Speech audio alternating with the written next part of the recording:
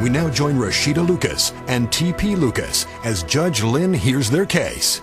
Mr. Lucas, you have brought Mrs. Lucas here to court in order to recover either your 2000 Camry that you said you upgraded or the value of the upgrades that you put in the Camry that you say she took. And I know that you're wearing sunglasses, which usually is not permitted in a courtroom, but I understand that you have an eye issue, glaucoma, and the lights are bothering you.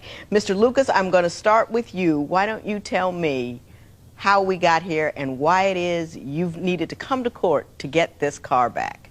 Well, Your Honor, everything, there was nothing wrong, nothing. You know, everything was normal at my house. Everything was normal? Nothing wrong, nothing. Rashida told me, baby, I'll be back, and she left. You know, this was back in November. Mrs. Lucas, Mr. Lucas says you had a great relationship. Yes, we had a wonderful relationship. Why don't you tell me what was wonderful about it? It was wonderful. We were like best friends. I believe, you know, he's my soulmate. Everything was fine except... Except? He was too nice. It's too nice. I mean, how does one be too nice to one's wife? He was too nice, like, it was scary nice. You know, it was like, you know the people it was like stalkerish nice, like you too nice, it's too good to be true. Give me an example, because I cannot conceive of the world that you have structured for me here. Right, I mean, you know, too nice, like, he would say, I love you, and it was like, I was like, okay, I was waiting for the punch, when you gonna kick me? It's scary. Some people just, you know, you could be nice, but you could be Lucas, too nice. You're gonna have to do better than that. He told you he loved you, and this was a problem. You put up your hands like, when is the punch gonna come? You've been married for 5 years. Has he punched you yet? No. No, he's a wonderful man. He doesn't punch you. He's a wonderful man. Yes, I'm just not used So to the that. I love you is too much for you. It's not too much, but you don't have to tell me like twice a week.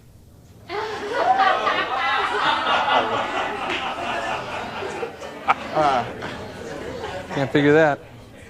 So if I found you a brother that would run around on you, call your names, and smack you upside the head, you'd be in heaven. No, he don't have to call me names or smack me, but... He can run around on you. No, not that either, but... What do you want from a man, Mrs. Lucas? Yes. I mean... She told me that's what she wanted. What did she tell you she wanted? Well, she told me she wanted somebody to cherish her and don't run around on her. You know, all the things that a good man and a good woman should want out of each other. We agreed that, because I had been married before, and my ex-wife, oh my goodness, she scared me. If I ever did it again, it was gonna be better than any other marriage, and I made the promise for keeps. It wasn't to be playing around, you know, and if nothing's wrong, where are you going? You know, there are women that would pull her head off her neck for a guy like me.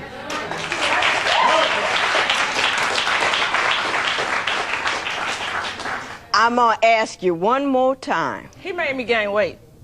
Okay, how did he make you gain weight?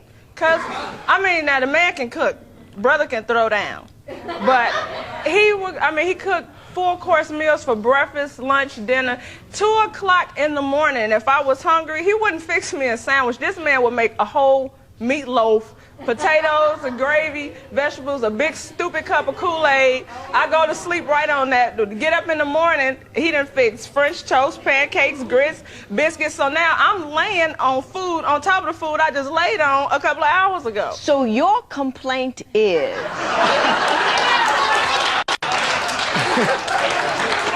that this man cooked too often and too well, and he made me gain weight. Mrs. Lucas, have you lost your mind? No.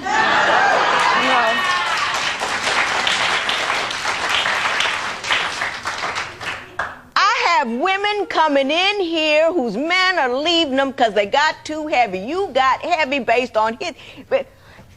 They won't cook, they won't clean, they won't pick up the house, they're controlling, they're unkind. You have got a guy who cooks for you. You have got a guy who doesn't care what size you are. You have got a guy who, who tells you that he loves you without being prompted or looking for sex, and you're telling me that you want to leave him because he treats a good black woman, which we're going to have to qualify, like good black women, a queen ought to be treated. And what you're doing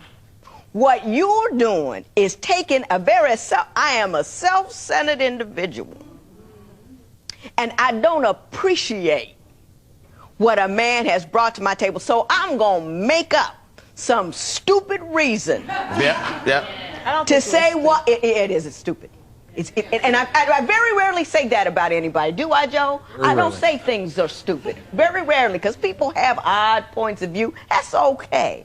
But that's stupid. You need to grow up, Mrs. Lucas.